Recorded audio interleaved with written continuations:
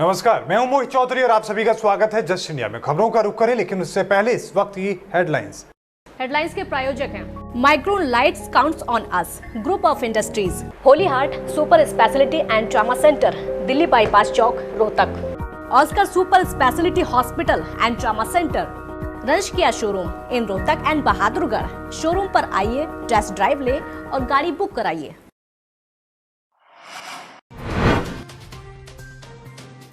LAC पर चीन और भारत के सैनिकों में हिंसक झड़प, भारत के 3 जाबाज शहीद, 5 चीनी सैनिक भी ढेर।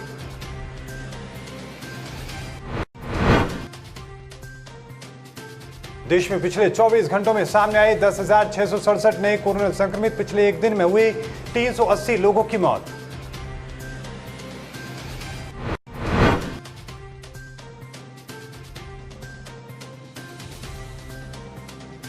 कोरोना से उत्तर प्रदेश में संक्रमित मरीजों का आंकड़ा 14,000 के पार, 400 से ज्यादा लोगों की मौत, 480 नए केस।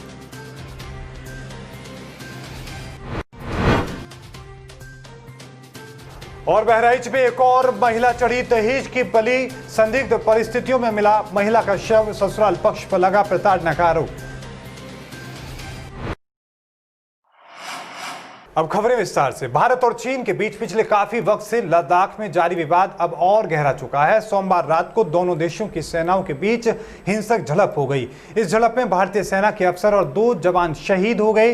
ये घटना तब हुई जब सोमवार रात को गलवान घाटी के पास दोनों देशों के बीच बातचीत के बाद सब कुछ सामान्य होने की स्थिति आगे बढ़ रही थी। बताया जा रहा है कि सिर्फ भारत की तरफ से ही नहीं, बल्कि चीन की तरफ से भी कुछ सैनिकों को चोट पहुंची है। इस झड़प के दौरान किसी तरह की कोई गोली नहीं चली, यानी कि हाथापाई ही हुई थी। झड़प में चीन की सेना को भी नुकसान पहुंचा है। चीन की तरफ से 5 सैनिकों की मौत हुई है। हालांकि चीनी मीडिया ग्लोबल टाइम्स ने इसकी पुष्टि करने से इनकार कर दिया है। वहीं चीन के विदेश मंत्रालय ने कहा कि भारत के सामने विरोध दर्ज कराया गया, लेकिन भारत ने आरोपों को नकार दिया है। देश में जानलेवा कोरोना वायरस के मामले दिन पर दिन रिकॉर्ड स्तर पर पहुंच रहे हैं। पिछले 24 घंटों के अंदर देश में 10,667 नए मामले सामने आए हैं। वहीं पिछले एक दिन में 380 लोगों की मौत हुई है। इसी के साथ देश में मरने वालों का आंकड़ा 9,900 पहुंच चुका है। स्वास्थ्य मंत्रालय के ताजा आंकड़ों के मुताबिक अब तक 3,43,091 मामले सामने आ चुके हैं। वहीं 1,80,013 लोग ठीक भी हुए हैं। स्वास्थ्य मंत्रालय ने कहा कि देश में स्वस्थ होने की दर बढ़कर 51.08% हो चुकी है, यानी कि आधे से अधिक संक्रमण के मामले में मरीज ठीक होकर घर जा रहे हैं। आपको बता दें कि कई अन्य राज्यों ने भी अपने यहां पर नमूने के प्रशिक्षण ढांचे और कोविड-19 मरीजों के लिए बिस्तरों की संख्या बढ़ाने की घोषणा की है। उत्तर प्रदेश में कुल संक्रमित मरीजों का आंकड़ा 14,000 पार कर चुका है। अब तक 14,095 मरीज संक्रमित हो चुके हैं। 480 नए कोरोना पॉजिटिव मरीज सामने आए हैं। इसी तरह मौतों का आंकड़ा भी 400 को पार कर चुका है। इसी के साथ आपको यह भी बता दें कि पिछले 24 घंटों में 18 कोरोना संक्रमित मरीजों की मौत हो चुकी है। सोमवार को मेरठ, आगरा, कानपुर, गाजियाबाद और बुलंदशहर में 2-2 लोगों की मौत हुई है। जौनपुर, हापुड़, प्रतापगढ़, हरदोई, महाराजगंज, जालौन, मैनपुरी और एटा में 1-1 शख्स की मौत हुई है। उत्तर प्रदेश में कोरोना मरीजों की ठीक होने की रिकवरी दर बढ़कर 61.10% हो चुकी है। ये जानकारी चिकित्सा और स्वास्थ्य विभाग के प्रमुख सचिव अमित मोहन प्रसाद ने अपर मुख्य सचिव गृह और सूचना अवनीश अवस्थी के साथ एक संयुक्त प्रेस कॉन्फ्रेंस में दी है। उन्होंने बताया कि रविवार को डिस्चार्ज होने वाले मरीजों की संख्या 8,610 तक पहुंच चुकी है। जालौन में एक बार फिर तेज रफ्तार का कहर देखने को मिला है। मामला जनपद के थाना कुठौंद से सामने आया है, जहां पर तेज रफ्तार लोडर ने बाइक में टक्कर मार दी। टक्कर इतनी तेज थी कि बाइक का पहिया भी टेढ़ा हो गया और एक व्यक्ति की मौके पर ही मौत हो गई। मौके पर पहुंचे ग्रामीणों ने शव को रखकर जाम लगा दिया और लोडर गाड़ी में तोड़फोड़ शुरू कर दी। उसमें लदा हुआ सारा दूध भी सड़क पर फैला दिया और जाम लग गया। जाम लगा होने की और सूचना मिलने के बाद स्थानीय पुलिस और प्रशासन के आला अधिकारी मौके पर पहुंचे। पुलिस प्रशासन ने सतर्कता दिखाते हुए जल्दी जाम खुलवाया और सबको पोस्टमार्टम के लिए भेज दिया। हाईवे मार्ग पर एक ग्रामीण की एक्सीडेंट से मृत्यु हुई है। इस संबंध में यहाँ पे इस संबंध में अग्रिम कार्रवाई की जा रही है और विधिक कार्रवाई करके अभी पंचायतनामा करके पोस्टमार्टम की बॉडी हुई है। बाकी यातायात दिलवा दिया गया है।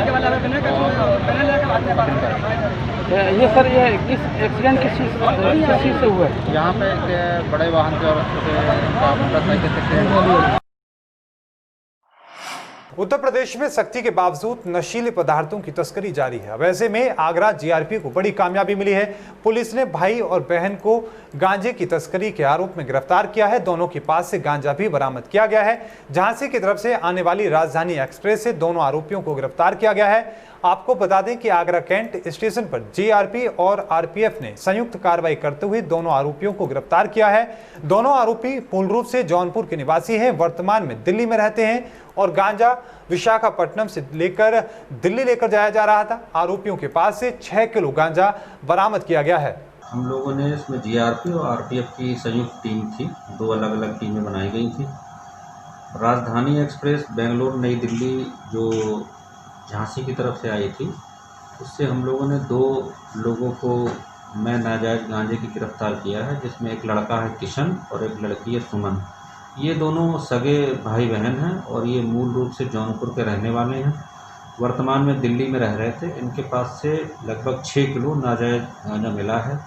इसको ये विशाखापट्टनम साइड से लेके आ रहे थे और दिल्ली ले जा रहे थे।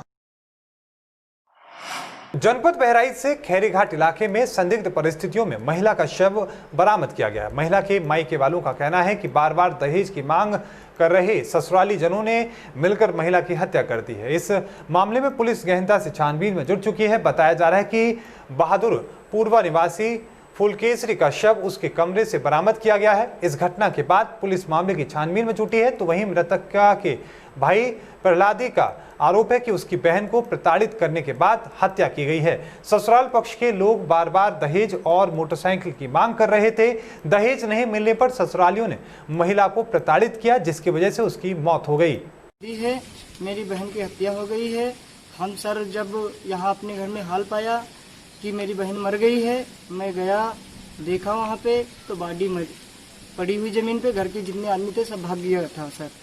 और इससे पहले जब हमने शादी कर दिया, हमने हाथी साइकिल दिया। हमारे पास उपाय नहीं था मोटरसाइकिल देने का। उन्होंने मोटरसाइकिल बाद में मांगा। उसके बाद उसको मारा भी, मार के उसको फांसी लगवा दिया सर। गरीब कोई सुनता नहीं, मोटरसाइकिल नहीं दे पाया। उसके चक्कर में मेरी बहन चली गई सर। 3 बजे खैरीघाट थाना में बहादुरपुरवा बौंडी गांव है, वहाँ एक विवाहिता ने फांसी लगाकर अपनी जान दे दी थी। परिवारीजनों का आरोप है कि ससुराल वालों ने मोटरसाइकिल की मांग को लेकर उनकी लड़की को मार दिया है। इस पर 304B के अंतर्गत मुकदमा पंजीकृत कर लिया गया है। बॉडी पंचायतनामा भर के पोस्टमार्टम के लिए भेज दी गई है। जनपद बहराइच के रसिया इलाके में चंद पैसे के लेन देन को लेकर एक सिरफिरे युवक ने खेत में काम कर रहे 2 लोगों पर धारदार हथियार से ताबड़तोड़ वार करने शुरू कर दिए, जिससे दोनों की हालत काफी गंभीर हो गई। खून से लथपथ दोनों दादा और पोते को आनन फानन में अस्पताल में भर्ती करवाया गया, जहां दोनों की हालत अत्यंत नाजुक बताई जा रही है। बताया जा रहा है कि अलिया बुलबुल निवासी रामनंद छित्र अपने पोते के साथ केले के खेत में काम कर रहा था। तभी एक सिरफिरे युवक ने धारदार बांक से दोनों पर वार कर दिया। इस रंजिश के पीछे 2000 का लेन देन बताया जा रहा है। हालांकि इस घटना के बाद मौके पर पहुंची पुलिस ने सिरफिरे युवक को गिरफ्तार कर लिया है और आगे की कार्रवाई शुरू कर दी है। थाना रसिया क्षेत्र का एक गांव है अलिया बुलबुल। यहाँ राम नक्षत्र नाम के एक व्यक्ति हैं। ये अपने केले के खेत में काम कर रहे थे और इनका गांव के ही एक व्यक्ति से लेन देन का कुछ विवाद था। जो इन्होंने सूचना थाने पे दी है, उसके अनुसार वह व्यक्ति बांका लेकर आया और उसी लेन देन के विवाद के क्रम में इनके ऊपर हमला कर दिया। बुलंदशहर देहात कोतवाली क्षेत्र के NH 91 के किनारे बीती 22 मई को खेत में अज्ञात महिला का शव मिला था। अब इस पूरे मामले का बुलंदशहर पुलिस ने खुलासा कर दिया है। पुलिस का दावा है कि मृतका की हत्या अवैध संबंधों के चलते की गई थी और मृतका के हत्यारे कोई और नहीं बल्कि मृतका से संबंध रखने वाले 2 युवक ही थे। आपको बता दें कि 22 मई की सुबह बुलंदशहर की देहात कोतवाली पुलिस को दोस्तपुर गांव के पास नेशनल हाईवे 91 के किनारे खेत में अज्ञात महिला का शव पड़े होने की सूचना मिली थी। सूचना पर पहुंची पुलिस ने शव को पोस्टमार्टम के लिए भेज दिया था, जबकि मृतका की पहचान अलीगढ़ निवासी अमरीन के रूप में हुई थी। पुलिस के मुताबिक पति से अनबन होने पर अमरीन 3 साल से मायके में रहती थी और इसी बीच अमरीन के मेरठ निवासी दिलशाद और गुलाबटी निवासी कदीम से अवैध संबंध हो गए थे। मृतका से लगातार संबंध बनाने के लिए दोनों आरोपियों द्वारा बुलंदशहर में किराए का कमरा भी ले लिया गया था। ये 22 मई की रात को एक महिला का शव प्राप्त हुआ था सुबह के समय, जो संभवतः 21/22 की रात में हत्या करके शव दोस्तपुर फ्लाईओवर के नीचे कोतवाली देहात थाना क्षेत्र में डाला गया था।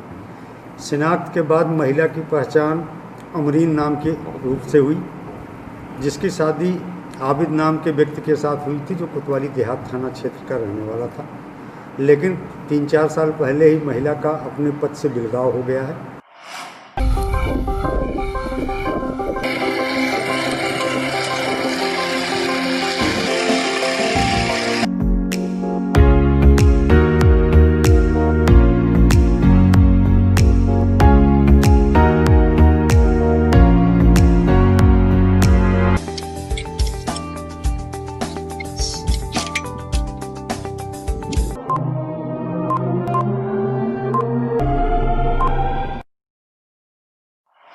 Holy Heart Super Speciality and Trauma Center.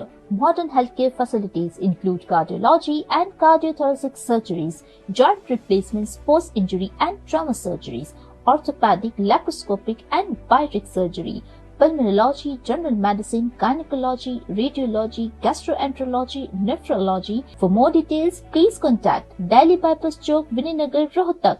Our helpline 9306722176. इस बुलेटिन में अभी के लिए इतना ही। देखते रहिए जस्ट इंडिया। मुझे दीजिए इजाजत। धन्यवाद।